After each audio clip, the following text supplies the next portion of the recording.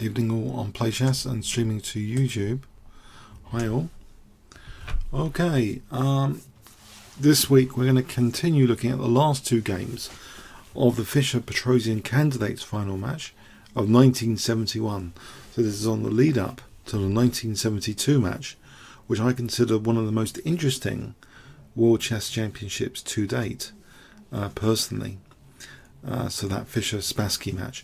But yeah, Petrosian was a very tough competitor on the way to the 1972 match. So let's see. Fischer was playing black, actually, and let's put it from the perspective of Fischer. So in game 8. So in the previous two games, if you remember from last week's video, Fischer had won both. So he was on a bit of a high. Hi everyone on stream. And hi everyone on playchess.com. Okay, so Petrosian playing white kicked off with d4, and Fischer played knight f6, a very flexible first move, c4. And yes, whilst Fischer played the King's Indian quite a lot in previous matches, here Fischer plays e6 as though he wants an Nimzo Indian. A very good opening indeed. We have knight f3 indicating like Queen's Indian territory. Let's put on a bit so just in case there's tactical moments, just to quickly check any tactical moments.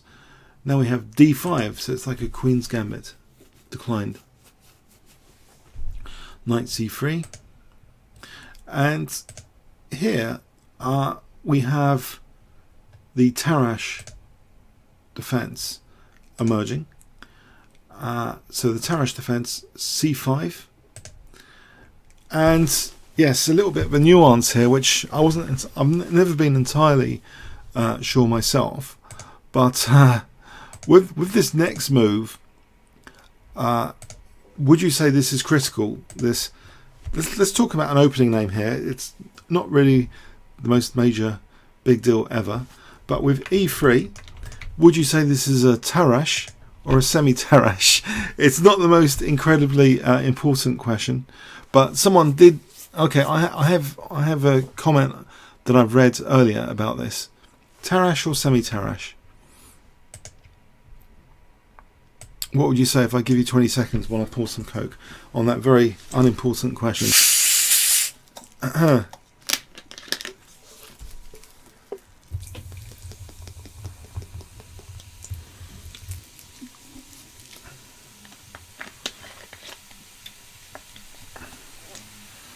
Hi Thomas, videos by the way for my club, my local club, Oswell Hill. Hi there, Thomas.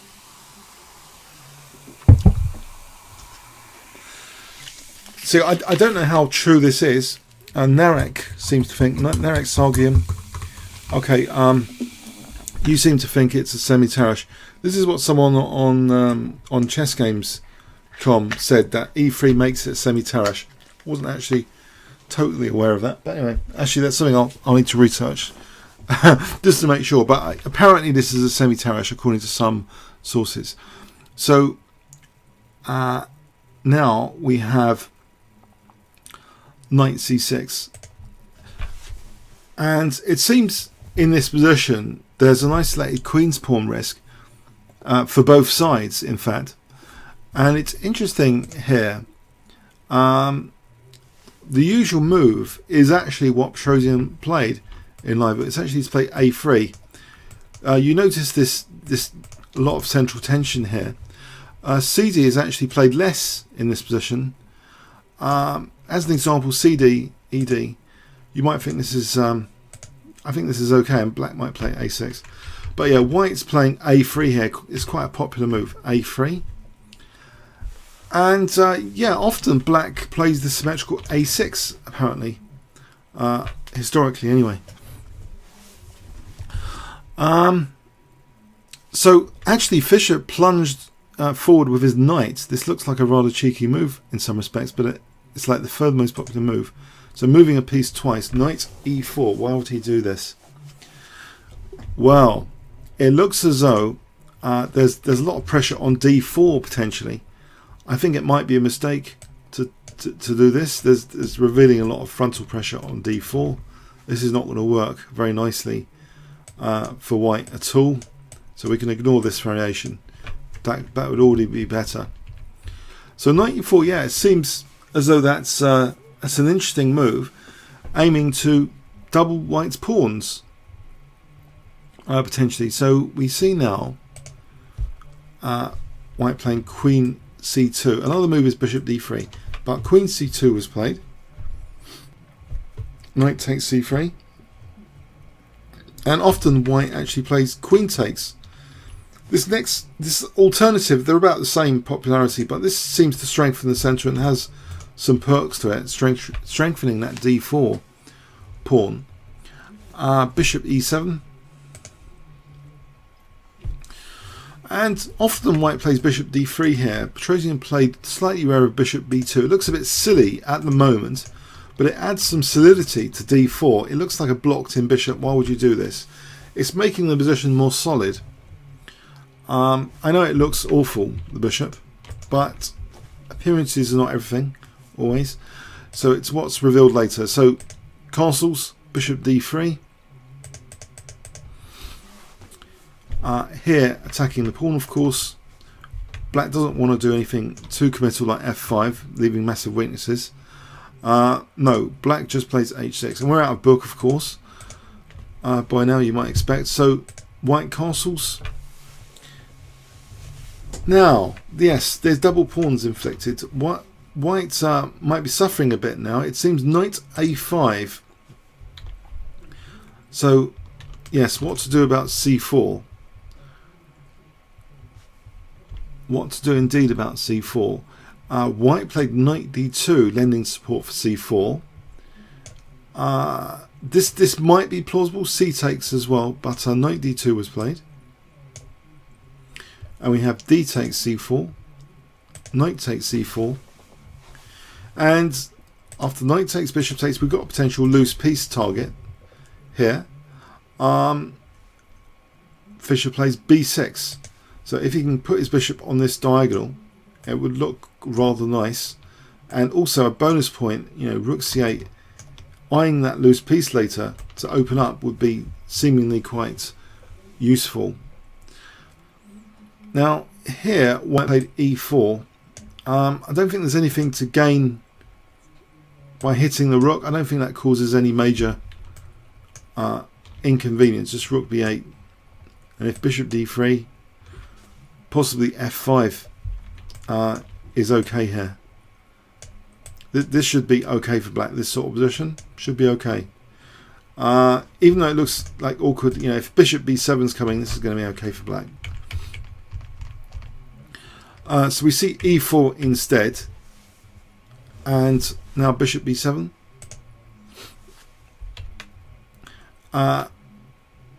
So here it does seem as though c takes and rook c8 would be a pain, pinning that bishop. We see queen e2, trying to get out of the way of that c file, and you see this bishop, you know, is adding to that support for d4 earlier. It's very useful here. That d4 is not collapsing. Okay, so now rook c8 was played, and there is a tactical threat already in this position with this move, that actually c takes, there'll be a move there. I wonder if you can spot it. Just to test you if you're awake. It's only a little tiny tactical idea. So say white played this, c takes, what move would black have in this position? If I give you 20 seconds.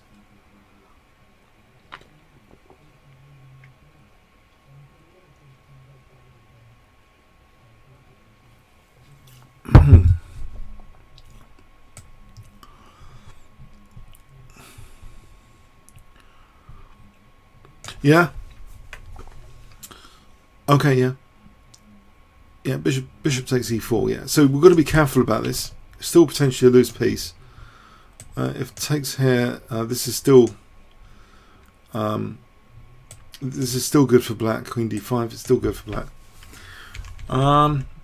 Right, so we have bishop b3 getting out of the way again, and it looks as though, you know, d5 might be interesting. You know, you can imagine potentially something looking at g7 here, this bishop. So the bishop getting out of the way. Interestingly, now b5 willing to swap the flank pawn for a centre pawn potentially. Does white really want that? I wouldn't say so. Let's have a quick check. Queen takes, bishop takes. But there's also, look, ouch, there's also rook b8. These bishops and the queen are not looking too happy. So this is not brilliant here. This position is not brilliant for white.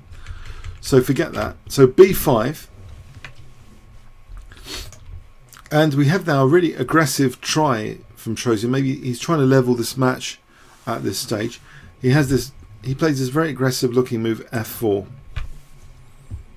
So with the f pawn ready, you might think that's a good reason for f4 because the rook's already behind it. Yes, that is convenient, and it's also looking quite persuasive that f5 would stretch the scope of the bishop. That also, it looks so tempting. Bit of a downside, this move, when you play f4, this weakens the diagonal. Can this be pounced on? Well, Fischer's move highlights that. Queen b6. So now, yeah, he's putting pressure on d4, and this could be quite uncomfortable very soon. The king takes time to step away here with king h1. Let's just quickly just check this. If white pursued an aggressive intention here, what would happen? So prophylaxis, well, again, away from the extra over the queen. But if f5, c4, and actually we can exploit the diagonal.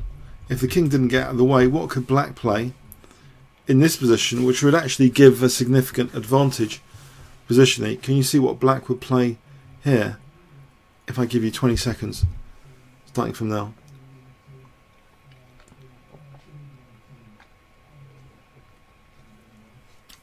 This didn't happen again. The king stepped away. Just investigating why the king would step away. Why does it sometimes step away, as an example?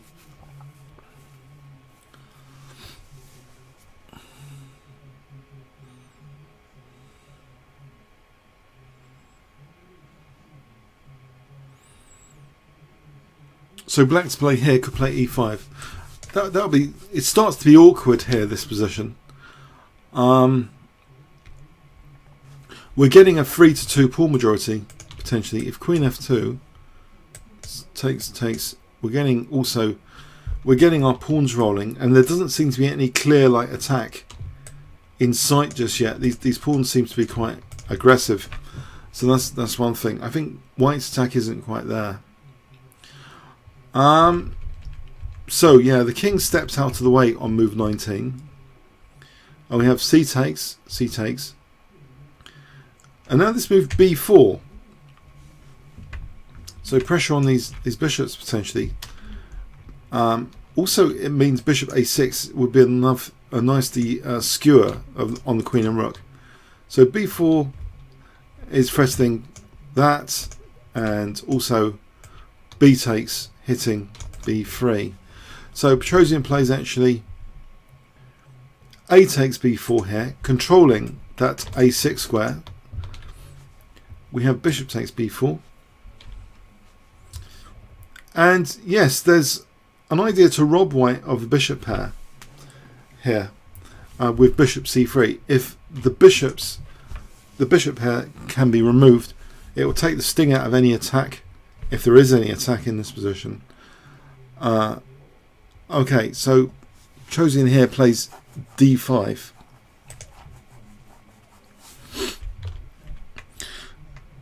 And the reaction is just bishop c3. So it's threatening to take that bishop as well. Bishop takes c3. Here on queen takes, this would be no good actually, because the bishop, say bishop d4. This is looking good for white.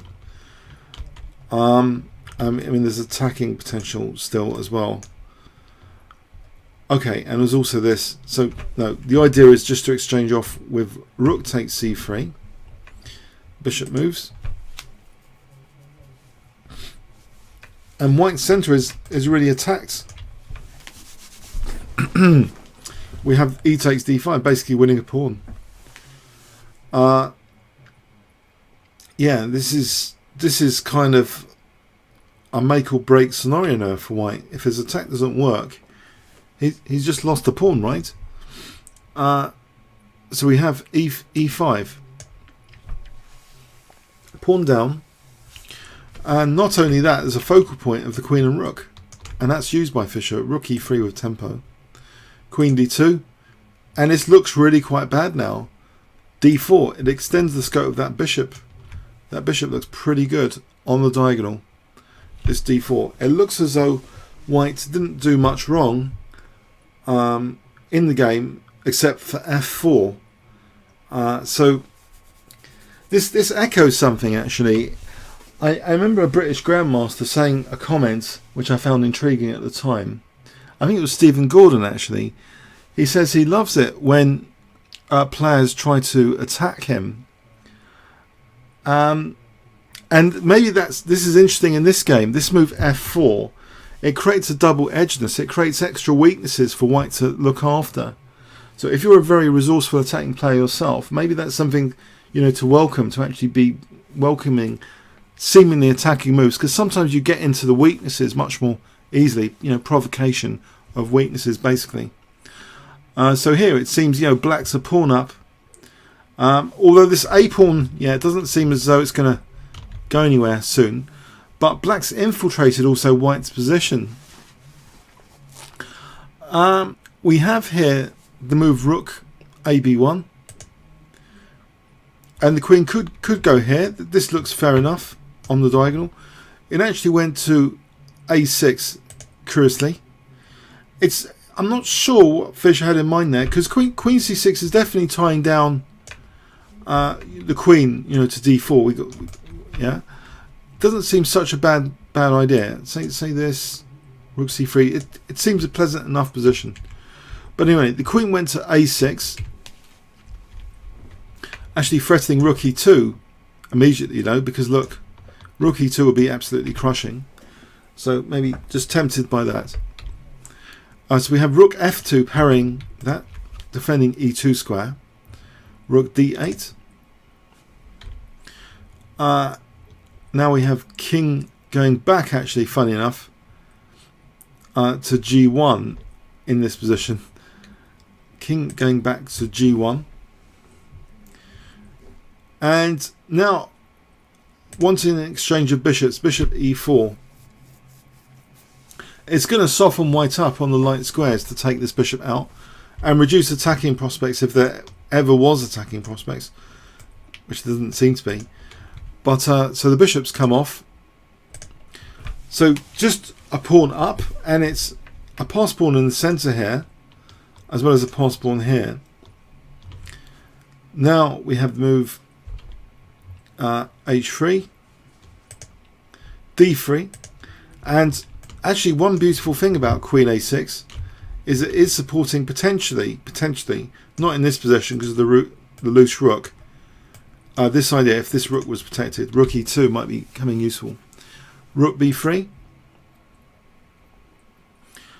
We have now queen c4, rook b2. And now this rook protects itself rather elegantly in order to make this work as a threat with rook d4. So they're all very nicely protecting each other here. This group of 4 pieces, including the pawn. And so now it does seem as though actually there's also triple pressure on f4. This pawn can also get going potentially, and additionally rook e2. So this mass centralization looks really good. It's putting extra pressure on white now.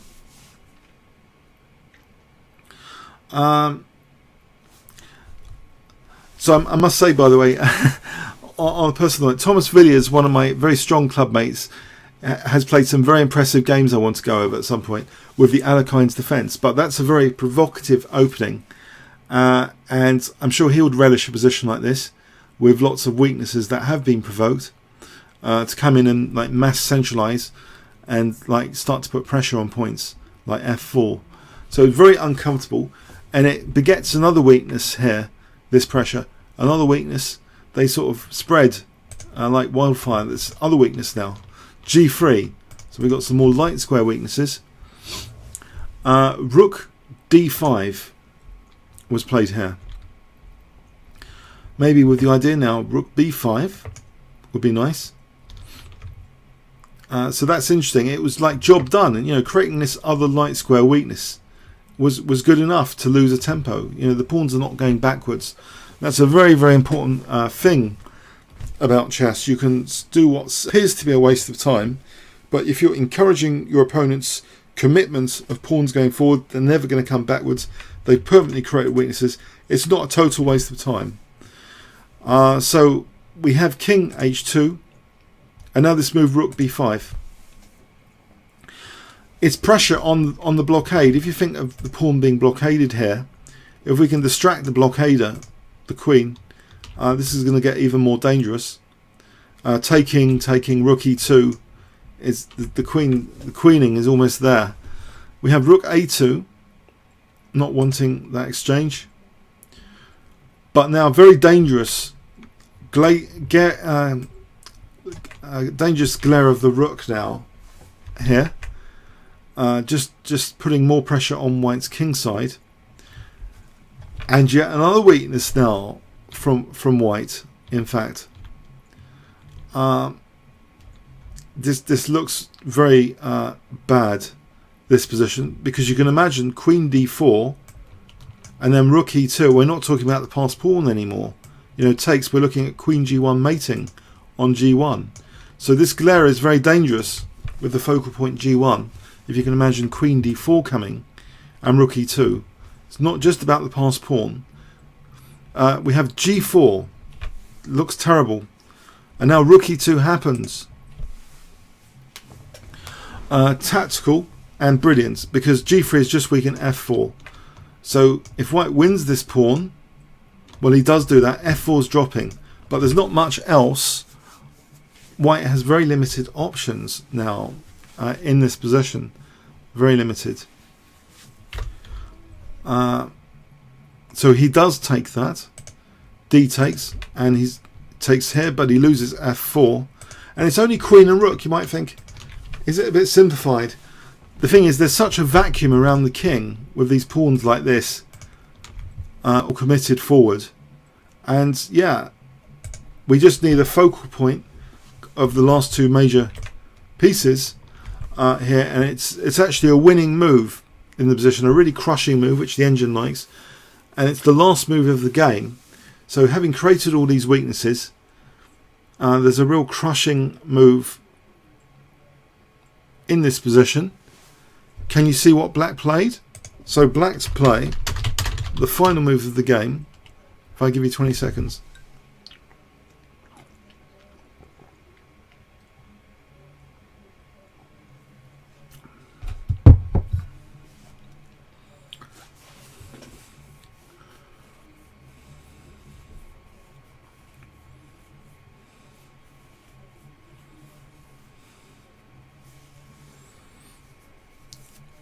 What do you think black does here?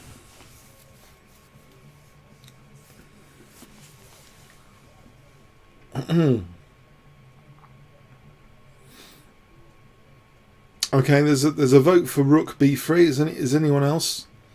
Is anyone else thinking there's another move? Queen c1. That's probably quite dangerous actually. Actually, there's probably a large number of very dangerous moves. We can have a focal point, a coordination point here or here. Queen d4 is looking dangerous. Rook b3 is looking dangerous. These are very dangerous points of coordination. But Fischer chose rook b3, and actually this prompted resignation. So Petrosian only a pawn down, but what does he do in this position? He resigned. Now let's say white tries to defend it looks natural to try and defend with a queen move like f2. Let's start with that. Check is actually picking up this pawn. So king h2, queen takes e5, check. So that'll be 2 pawns up, check. And here h3 is actually vulnerable, so maybe also rook f3 is pretty strong, either rook f3 or queen d3. Rook f3 is pretty strong, and I don't know what white does here. Say queen d2, rook f1. Yes, it's not looking too good. This attack seems unstoppable. There's just too many weaknesses around the king here. And this is a fantastically centralized queen as well. That's an interesting side effect sometimes, that the opponent creating weaknesses actually invites centralization here as an outcome. So where did white go wrong? Well, really, he was already in a dangerous position from a match perspective. He needed to try and win. And yes, Fischer was not so easy to attack. If we look at the game, it seems as though Fischer had equalised practically in the opening. These bishops kind of were like loose pieces, but this f4 really never got going. Just very simple, straightforward play, it seems. You know, f4, it does imply the diagonals weakened, so queen b6 seems a fairly straightforward reply with a lot of venom. You know, d5, c4 check, picking up the bishop. So it seemed logical for this king h1, pardon me, and then b4 with bishop a6. It's not good. Although, you know, we can argue a move like f4 sometimes work. It's got the rook behind it. It's a very convenient attacking move in many cases. But in this position, it doesn't seem to be that great. Here, if the bishops are getting exchanged off, what was there to do about it here? Say something like this. There's still bishop a6. If we use the other rook, oops. If we use the other rook here, could that have been used? I think this is still a favourable position for black. There's actually a little tactic here, by the way. Bishop d6, didn't point that out. So that's pretty nasty. Also bishop e4 to distract the queen.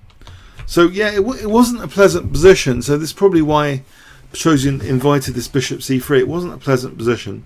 Bishop pair went, and then the pawn goes here, and then the coordination, the centralization. Black's pieces start actually visibly creeping towards the center.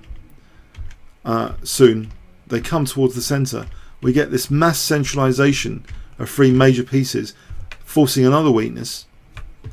So the weakness is like spreading like wildfire. And then even when only one pair of rooks coming off is disaster here. This e5 has also just been further weakened. Yeah, an impressive game. And some actually consider this, well, some I've read consider this one of the more interesting games of the match. I don't know about you guys. Did you consider this an interesting game compared to the others seen so far in this match? Maybe it was arguably one of the better games of the match. But actually, I do like Petrosian's win in round 2 of the match.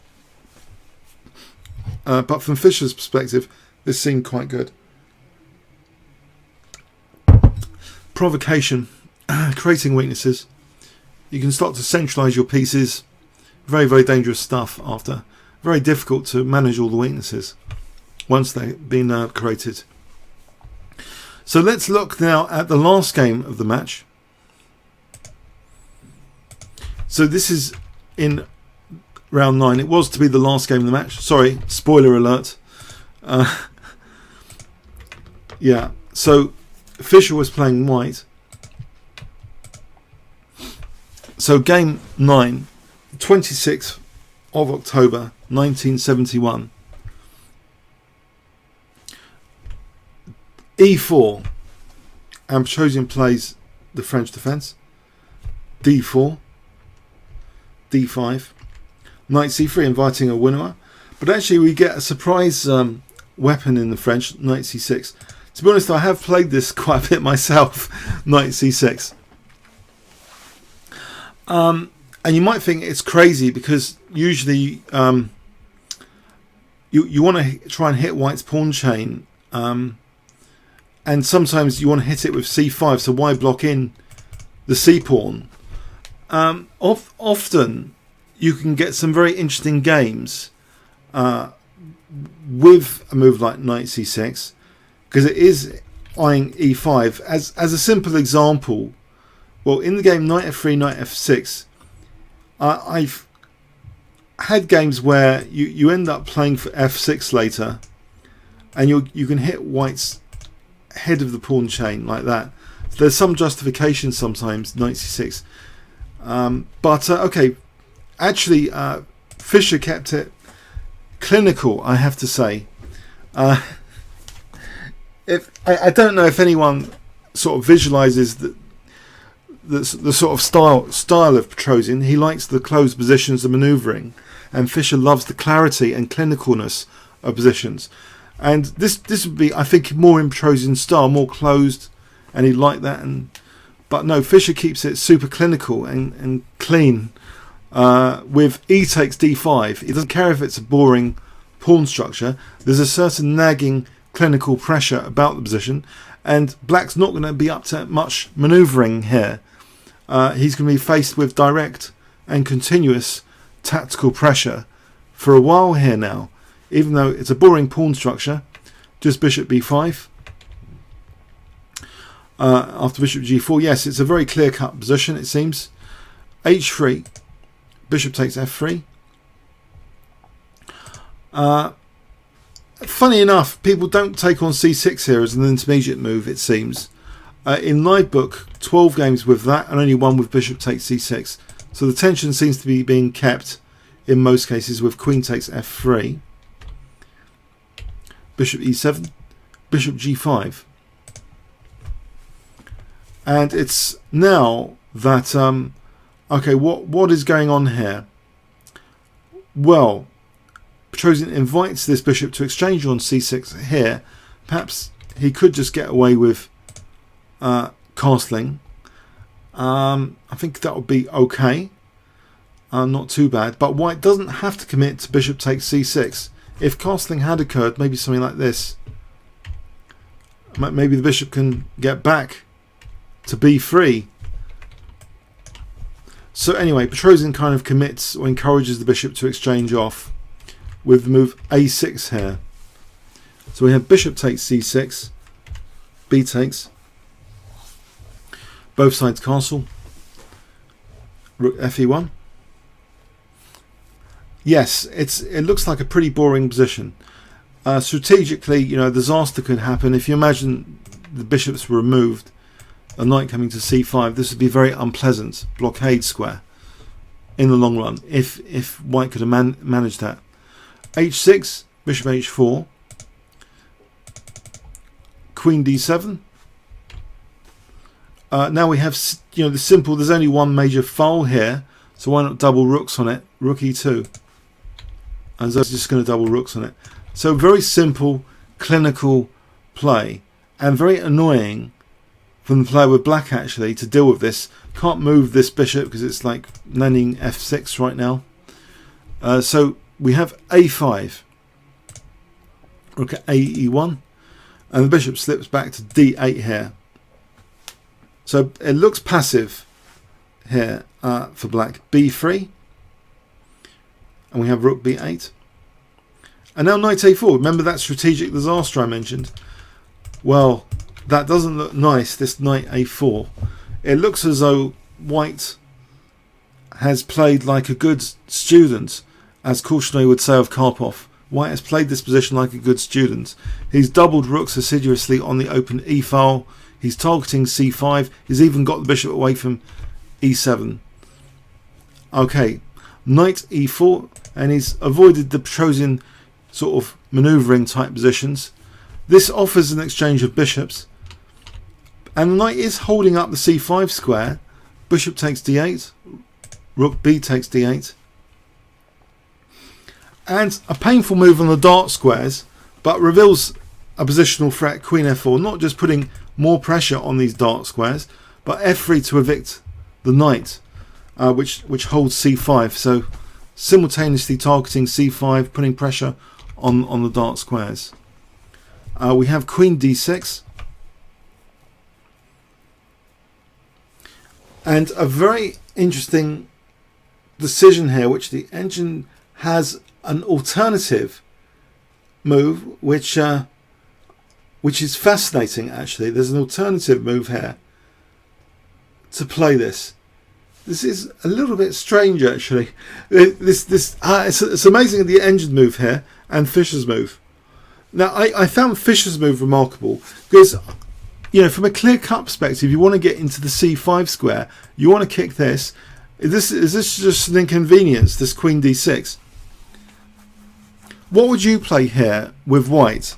There's an engine move and there's Fischer's move. The engine move is actually very, very interesting in the light of the c5 square control. And I don't think you would find it. But it's actually, at a certain depth, the engine changes its mind to Fischer's move anyway, by the way. So maybe Fischer had seen more. Yeah, you need a certain depth. There's two very interesting ways of playing the position.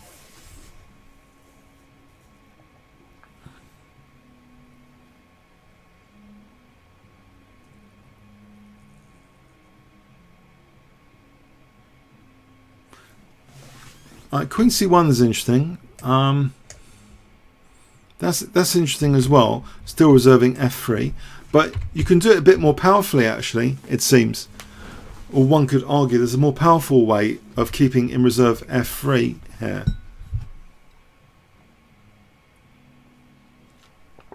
I'm not sure queen e3 keeps in reserve f3 because the queen's a target on the e file.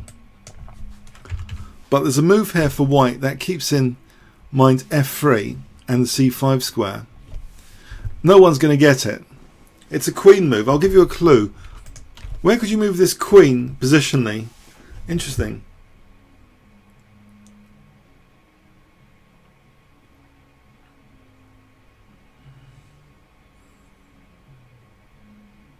Any ideas?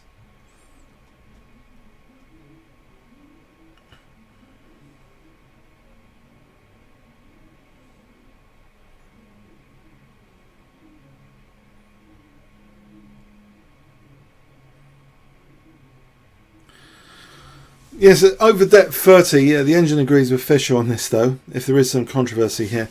The engine move initially was queen h2. It seemed a bit ridiculous to me to put the queen on h2. But, you know, white is threatening f3.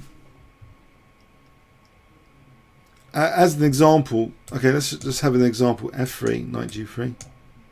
Rook e5, hitting the knight. This would be quite good for white.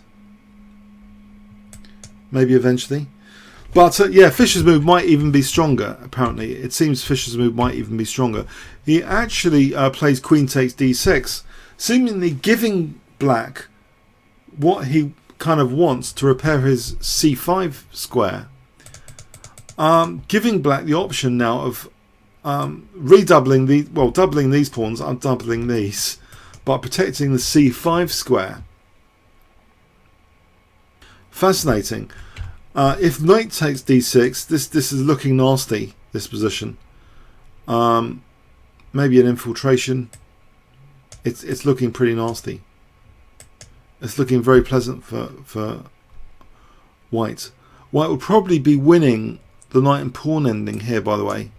Even though the knight supports this would probably be winning for white nearly.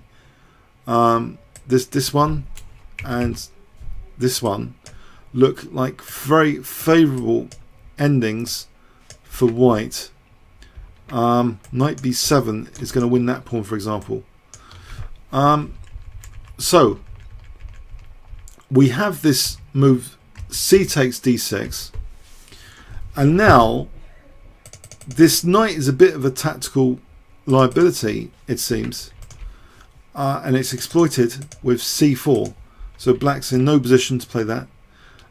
So these pawns are going to get further shredded, basically, further isolated.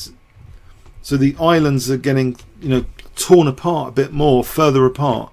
The island here is only one rank away, this island from that island. But you imagine this shredding here, we get two ranks away. The islands are getting further apart, you could say. So knight f6, defending.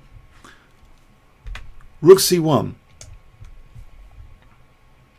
And this c-file seems pretty dangerous now. Trying to take out the option of knight d5, losing c6. We have rook b8 in this position. And white's conquering now the c-file as an option. So eyeing c6 here. So c takes.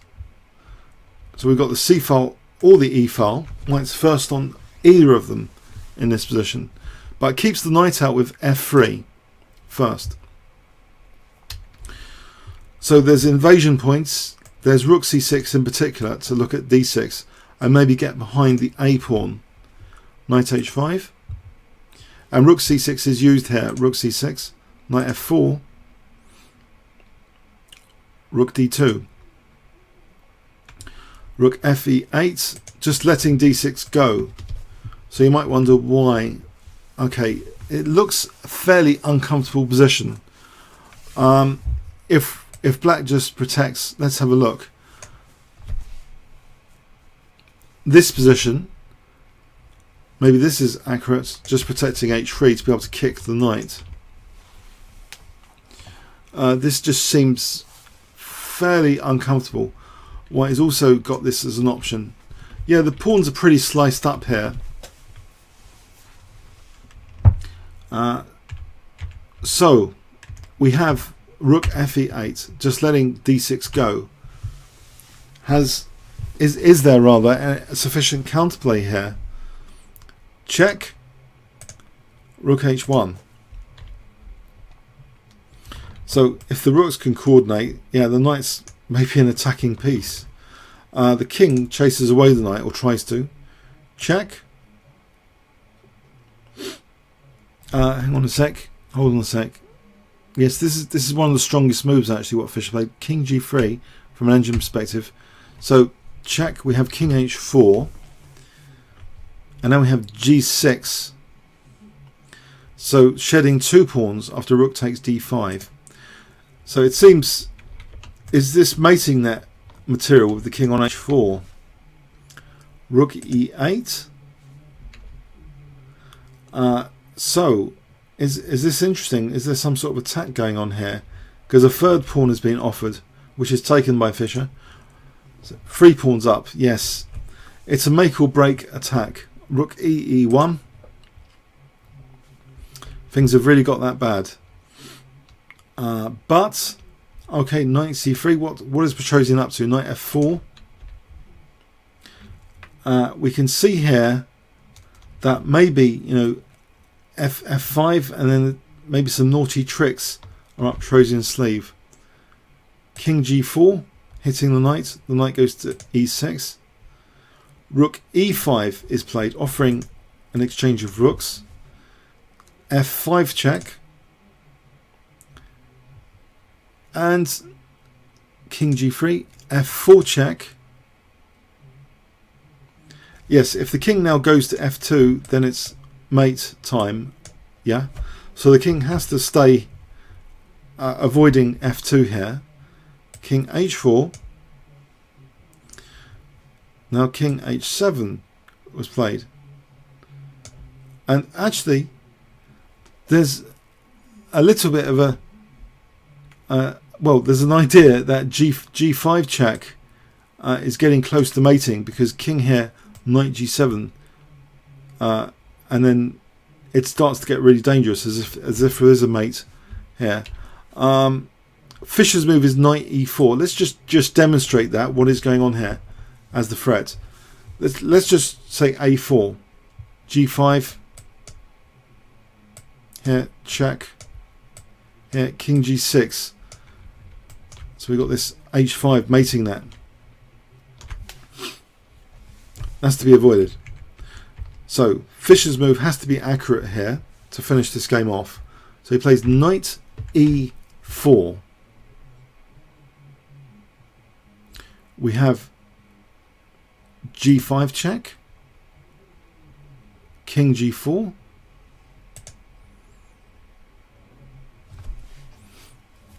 knight g7, as though this is interesting to play like this.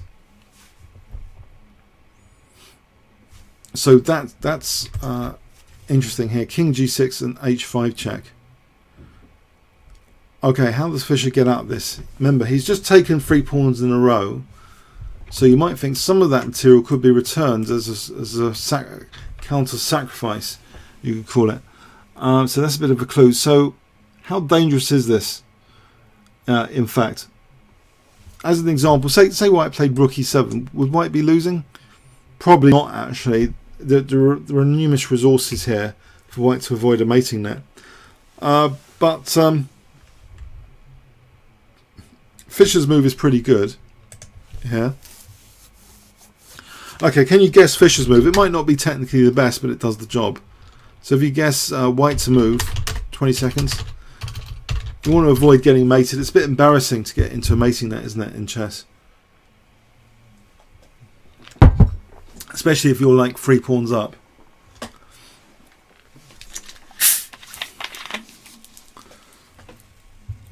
Okay. Okay, Thomas has mentioned knight takes g5. Just sack the knight for a couple of pawns. Is that what you're saying? Yeah, that's what Fischer's move was. Knight takes g5. And he can get this rook off. And he can get yet another pawn. And also Black's remaining pawn doesn't seem too stable here. Black's remaining pawn is protected with this check. King f5.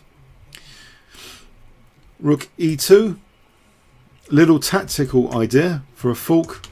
Fischer doesn't care. He can't lose this game now. Black hasn't got mating material. Unless there's some weird self-mate. It's very hard to imagine White losing after this next move.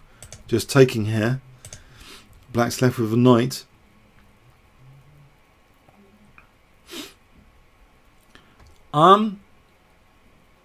But actually, you know, it's so tempting to take this final pawn, isn't it? Isn't it? Wouldn't you just take this final pawn? Is that what Fischer played? White to play here. We're near to the end of the game. We can afford these tests. White to play here. It might not make any difference actually. What White plays here. It looks as though the pawn should be overwhelming. I think this might be more unneeded.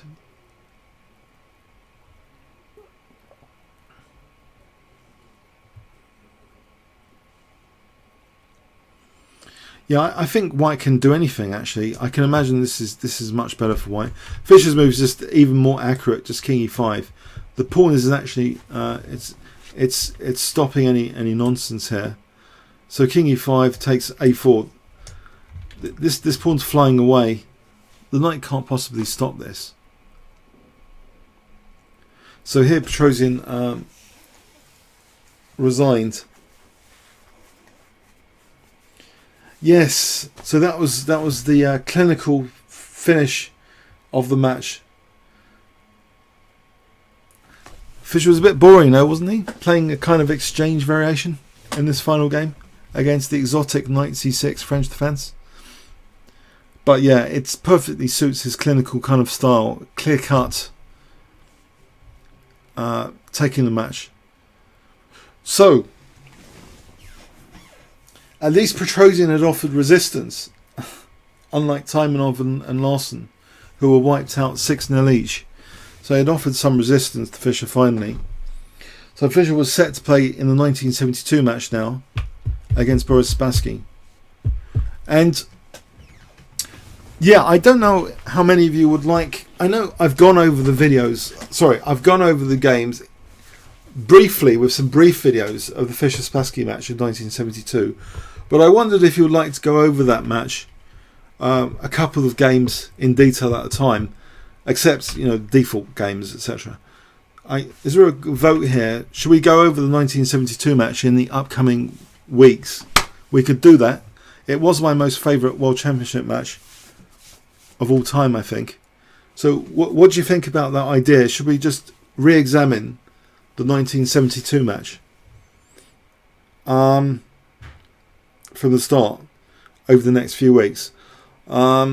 It wouldn't make it easy for me to schedule things, but unless there's a major tournament or event, I might do those on a Tuesday as well as an intermission. But I think it will be interesting for me personally to go over the 1972 match. Yeah.